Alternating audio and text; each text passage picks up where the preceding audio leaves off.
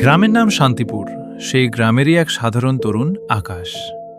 অভাবের সংসারের হাল ধরতে আর বাবা মায়ের মুখে হাসি ফোটাতে একদিন সে বুকভরা আশা নিয়ে পাড়ি জমিয়েছিল এক দূর প্রবাসে। আজ আকাশের প্রবাস জীবনের ৫ বছর পূর্ণ হল। ৫টা বছর কিভাবে কেটে গেল আকাশ নিজেই তা ভেবে অবাক হয়। প্রতিদিনের মতো আজকেও ভোর ৪টায় অ্যালার্মের কর্কশ শব্দে আকাশের ঘুম ভাঙল। শরীরটা প্রচণ্ড ক্লান্ত, মনে হচ্ছে আরও কিছুক্ষণ ঘুমাই। কিন্তু ঘুমালে চলবে না, ঠিক ৫টায় ডিউটির গাড়ি চলে আসবে। প্রবাসের সময়ের দাম অনেক বেশি।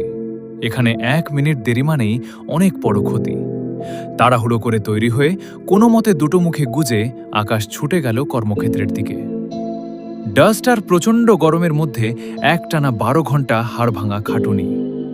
দুপুরের তীব্র রোদে যখন কপালের ঘাম মাটিতে পড়ে, তখন আকাশের বড্ড মনে পড়ে মায়ের হাতের এক গ্লাস ঠান্ডা জলের কথা, কিংবা বাড়ির উঠোনের সে নিম গাছের ছায়ার কথা। কিন্তু চোখের কোণে জমে ওঠা জলটা সে কাপড়ের হাতায় মুছে নেয়, কারণ সে জানে কাঁদলে তার চলবে না, তাকে শক্ত থাকতে হবে। ডিউটি শেষে ঘরে ফিরে আকাশ নিজেই রান্না করতে বসল। প্রবাসীদের ডায়েরিতে বিশ্রাম শব্দটা বোধহয় খুব কমই থাকে। ক্লান্ত শরীরে রান্না শেষ করে যখন সে খেতে বসল, তখনই বাংলাদেশ থেকে মায়ের ফোন এলো। স্ক্রিনে মা লেখাটা উঠতেই আকাশের সব ক্লান্তি যেন এক নিমেষে উধাও হয়ে গেল। মুখে কৃত্রিম একটা চওড়া হাসি টেনে সে ফোনটা রিসিভ করল। আরে বাবা, খেয়েছিস? ওপাশ থেকে মায়ের সেই পরিচিত ব্যাকুল কণ্ঠ। হ্যাঁ মা, এইমাত্র খেয়ে উঠলাম। খুব ভালো রান্না করেছি আজ। তোমরা সবাই কেমন আছো? আকাশ নিজের ক্লান্তি লুকিয়ে খুব স্বাভাবিক গলায় বলল। মা বললেন, আমরা ভালো আছি বাবা।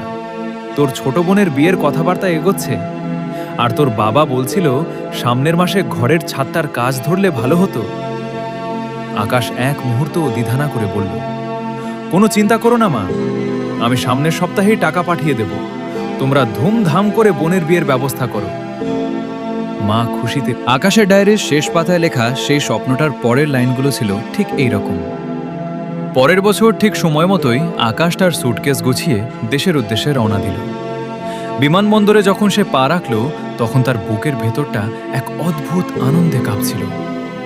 এয়ারপোর্টের বাইরে আসতেই সে দেখতে পেল তার বৃদ্ধ বাবা আর ছোট ভাই দাঁড়িয়ে আছে। আকাশকে দেখা মাত্রই বাবা তার লাঠিটা একপাশে রেখে দুহাত বাড়িয়ে দিলেন।